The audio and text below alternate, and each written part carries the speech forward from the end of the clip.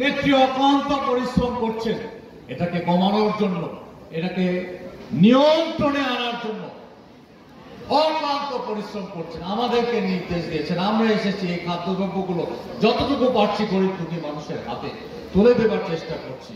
তিনি ration card দিয়েছেন প্রত্যেকটি ওয়ার্ডে ওয়ার্ডে, কম মূল্যে স্বল্প মূল্যে চাল, ডাল, তেল এগুলো দিয়ে যাচ্ছেন যাতে মানুষের কষ্ট না হয়। আমরা চেষ্টা করছি, এটা কি অর্জন নয়? অবশ্যই অর্জন। আমরা বিশ্বাস করি অল্প কিছুদিনের মধ্যে আমরা দ্রব্যের মূল্য সীমিত আয়ের মানুষের নাগালের মধ্যে আমরা পৌঁছে দিতে পারবো। আমরা চেষ্টা করছি, আমরা একটা কঠিন সময়ের মধ্য দিয়ে পার করছি। আমাদের অর্জন রয়েছে, আমাদের চেষ্টা রয়েছে। এই চেষ্টাগুলো ম্লান হয়ে যায়, এই চেষ্টাগুলো মলিন হয়ে যায়। আজকে আমাদের কাঁচা বাজার কেন্দ্রিক টোল আদায়ের নামে যে চাঁদাবাজিটা হয়, এই চাঁদাবাজি আমাদের কিন্তু এই দ্রব্যের মূল্য বাড়িয়ে দিচ্ছে।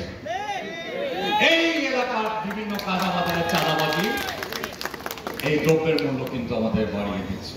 আমাদের একটা ছোট সংসার, যে সংসারের একটা মুরব্বী কিংবা পিতা 15-16,000 18,000 টাকা বেতনে কাজ করে বাড়ি ভাড়াটা দেওয়ার পর তার হাতে কতটুকু টাকা থাকে বলেন?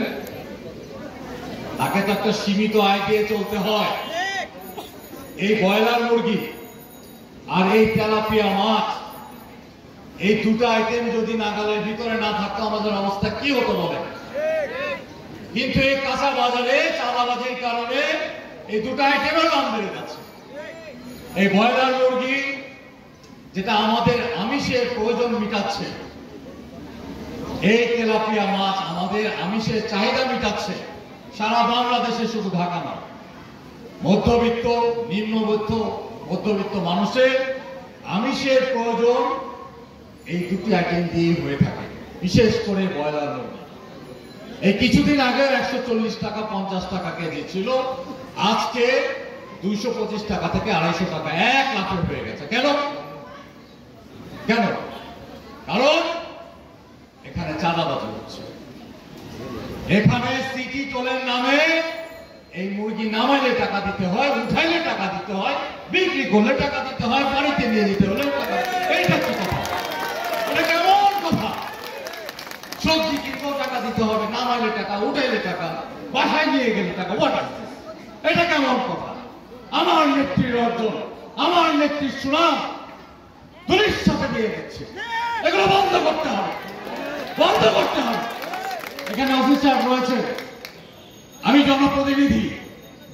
জনপ্রতিনিধি হিসেবে আপনাকে আহ্বান জানাচ্ছি, আপনি অনতি বিলম্বে এই চাঁদাবাজি বন্ধ করেন। আমরা গরিবের কষ্ট দেখতে চাই না, শেখ হাসিনা গরিবের কষ্ট দেখতে চায় না। শেখ হাসিনা অক্লান্ত পরিশ্রম করে যাচ্ছেন, আমরা দিন নাই রাত নাই কাজ করে যাচ্ছি। এই অবস্থা দেখবার জন্য কখনোই না, এটা হতে দেওয়া যায় না। আপনি ইমিডিয়েট স্টপ ইট, কোনোভাবে এটা করতে দেওয়া যাবে না। মানুষের কষ্ট হয়, এটা শেখ হাসিনা কখনোই মেনে নেবে না।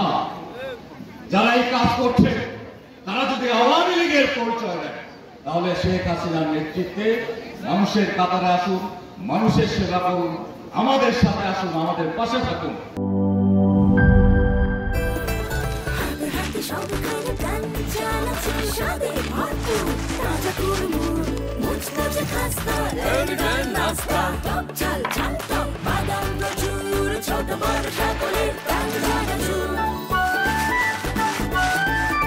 স্বাদে ভরপুর প্রাণ চানাচুর।